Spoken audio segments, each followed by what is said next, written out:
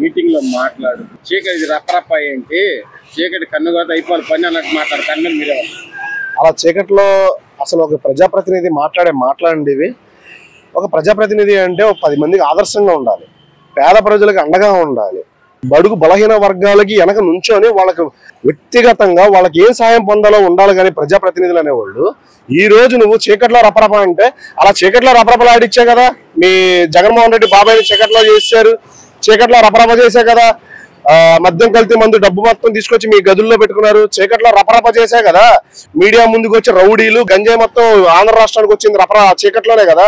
ఇంకెంత రపరప చేస్తారు మీరు?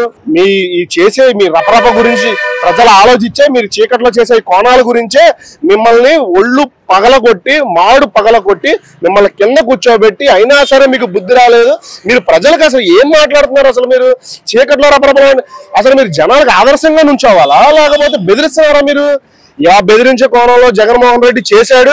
ఆ రోజు మీ నోటి దోల వల్లే, మీ కొడాల నాని నోటి దోల వల్లే, వంశీ నోటి దోల వల్లే, పేరు నాని నోటి దోల వల్లే, అనిల్ నోటి దోల వల్లే ఈ రోజు మీకు 11 సీట్లకు అంకితం చేసిన ఈ రాష్ట్ర ప్రజలు మళ్ళీ మిమ్మల్ని తెచ్చుకునే ఉద్దేశం అయితే లేరు.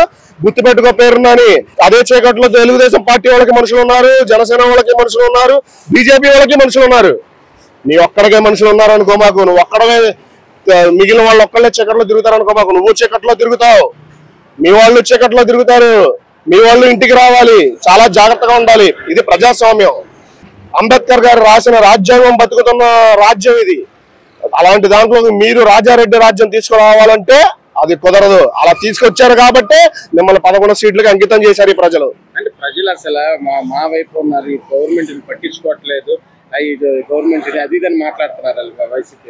అర్థం కాలేదు. ఈ గవర్నమెంట్ పట్టించుకోవట్లేదు ప్రజల్ని, అది ఇదని మాట్లాడుతున్నారు వైసీపీ. ప్రజల్ని పట్టించుకోనిందే జగన్మోహన్ రెడ్డి. ప్రజల్ని పట్టించుకోకుండా మద్యపాన నిషేధం చేస్తానని నువ్వు చేయలే. ప్రజలకి పట్టించుకోకుండా ఒకేసారి పెన్షన్ పెంచకుండా చేసి మోసం నువ్వు. ఇంటికి అమ్మఒడి, ఇంటికి ఎంతమంది పిల్లలు ఉంటే అంతమందికి ఇస్తానని మోసం చేసింది నువ్వు. ఒకే రాష్ట్రాన్ని అమరావతిని రాజధానిని ఒప్పించి మళ్ళీ 3 రాజధానులు చేస్తానని మోసం చేసిన వ్యక్తివి నువ్వు. మద్యపానం తీసేస్తానని చెప్పి కల్తీ మద్యం అమ్మి పేద ప్రజల్ని ప్రాణాలు పోయేలా చేసిన వ్యక్తివి నువ్వు. ఆంధ్ర రాష్ట్రాన్ని గంజా రాష్ట్రాన్ని చేసిన వ్యక్తివి నువ్వు.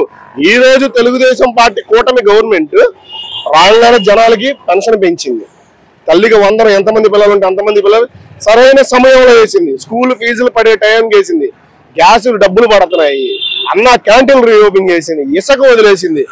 ప్రజలను మోసం చేసింది నువ్వా కూటమి ప్రభుత్వమా? ఇచ్చిందే ఒకరికి ఇద్దరికి ఇచ్చి అందరికి ఇచ్చామని చెప్పుకుంటున్నారు. అది అనమాట. ఏమండి, ఎవరు అర్హులైతే వాళ్ళకి ఇచ్చారు. అర్హులు కాని వాళ్ళని తీసుకొని రండి, సాక్ష్యాలు రుజువు చేయండి.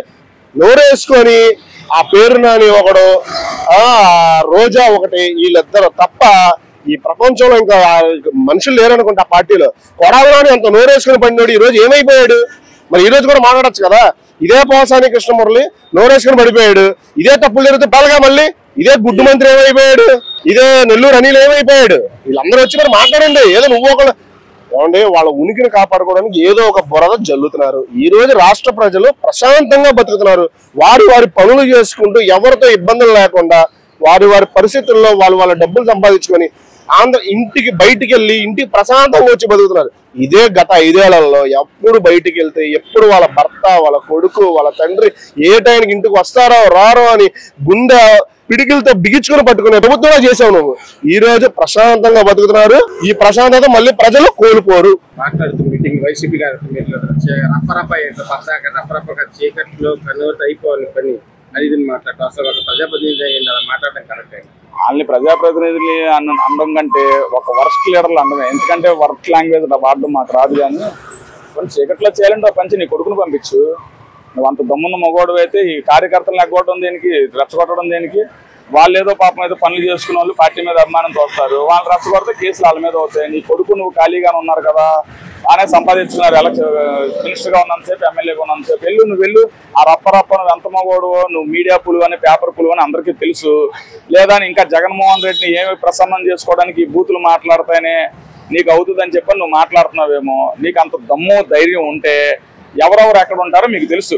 వెళ్ళండి. ఈ మీడియా ముందు ఈ మీటింగ్లో మాట్లాడడం దేనికి? నీకు కార్లు ఉంటాయి కదా, వెళ్ళి మాట్లాడమాను. చేతకానోడే ఈ మీటింగుల్లోని ఇలాంటి చెత్త మాటలు మాట్లాడతాడు. పేరు నాని పట్టించుకున్నవాడు మచిలీపట్నంలోనే కాదు, వాళ్ళ ఇంటి దగ్గర కూడా లేరు ఎవరు. అంటే ఇప్పుడు ఆయన లోకేష్ రెడ్డి బుక్ అని అంటాడు, మీరు రప్ప అంటారు, ఇదే అని అలాంటి ఇంకా లోకేష్ గారే నాకు తెలిసి ఆయన ఏదో డెవలప్మెంట్ లోని స్టడీస్ గురించి స్టూడెంట్స్ లోని ఇలా కలిసి అని చెప్పి అన్నాడు. నీకు లోకేష్ గారు ఎక్కడ ఉంటారో తెలుసు కదా, నీకు వెళ్ళు, నీ దమ్మేంటో నీ కార్యకర్తను తీసుకొని వెళ్ళి చూపించి, నీకు అంత దమ్ము ధైర్యం ఉంటే చూపించకుండా ఈ మీడియా ముందు మాట్లాడేసి నేను ఓన్లీ ఛానల్లో చూపించేసుకొని జనాలకి టైం పాస్ అవ్వడానికి ఓన్లీ ఇప్పుడు ప్రజెంట్ ట్రోల్స్ వస్తుంది. ఈ పేరు నాని వైసీపీ చూస్తున్నారు మిమ్మల్ని. యాక్చువల్గా మిమ్మల్ని ఏంటంటే ఏదో విధంగా మిమ్మల్ని అరెస్ట్ చేసేస్తే, అంటే మిమ్మల్ని తిడితే మన రాజ్యాంగం ఒప్పుకోదు, నాయకులను తిడితే వీళ్ళని ఒక 4 రోజులు 5 రోజులు అరెస్ట్ చేసేస్తే మేము అరెస్ట్ అయిపోతాం, మళ్ళీ నెక్స్ట్ సానుభూతితో గెలిచేస్తాం జనాల దగ్గర. వీళ్ళ ప్లాన్ అంతా ఇదే తప్ప ఇంకోటి ఏమీ లేదు. వీళ్ళు రపారపార కాదు కదా. నారా లోకేష్ పక్కన కనబడితే పారిపోయే రకం. మీరు ఎగ్జాంపుల్ ఎందుకు, వీళ్ళ గవర్నమెంట్ ఉన్నప్పుడు కొడాలి నాని పవన్ కళ్యాణ్ అది చేస్తే ఇది చేస్తాను పెద్ద మాట్లాడాడు. అదే పవన్ కళ్యాణ్ గుడివాళ్ళలో ఒక ఫంక్షన్ హాల్లోకి ఎక్కడికి వెళ్తే వెళ్ళి షేక్ కోసం ఎగబడ్డాడు. వీళ్ళ బ్యాచ్ అంతా ఏంటి అంటే ఎక్కడో దగ్గర కుర్రోళ్ళని రెచ్చగొట్టడానికి ఉండే బ్యాచే తప్ప వీళ్ళు మళ్ళీ సానుభూతి కోసం చేసే పిచ్చి పనులు, రెచ్చగొట్టే పనులు చేస్తున్నారు. అది అందరికి ప్రజలందరికీ అర్థమవుతుంది. వీళ్ళని పట్టించుకునే పరిస్థితులు అయితే మాత్రం జనాలు ఎవరు లేరు. అంటే ఇప్పుడు బీసీలని గవర్నమెంట్ అసలు పట్టించుకోవట్లేదు, మహిళలను చూడకుండా చేస్తున్నది అని మాట్లాడుతున్నారు. దాని మీద మీరు బీసీలని చూడలేదంటే మొన్న తల్లికి వందనం పడింది. బీసీలైనా ఓసీలైనా ఎస్సీలైనా ఎస్టీలైనా చూడలేదు, అందరికీ పడింది. బీసీలను చూడకపోవడం ఏంటి, బీసీలకి ఏం చేయాలని సాదరికాత ఇప్పుడు ఎంఎస్ఎంఈ లోన్లు, అలాగే బీసీ లోన్లు ఇవన్నీ లాస్ట్ 5 సంవత్సరాల్లోనే ఎక్కడా పడలేదు. ఇప్పుడు బీసీ లోన్లు ఒక్కొక్క నియోజకవర్గానికి ఎంత ఫండింగ్ రిలీజ్ చేస్తామని చెప్పని డైరెక్ట్గా అనౌన్స్ చేశారు. అలాగే బీసీ లోన్లు కూడా అప్లై చేయించుకున్నారు.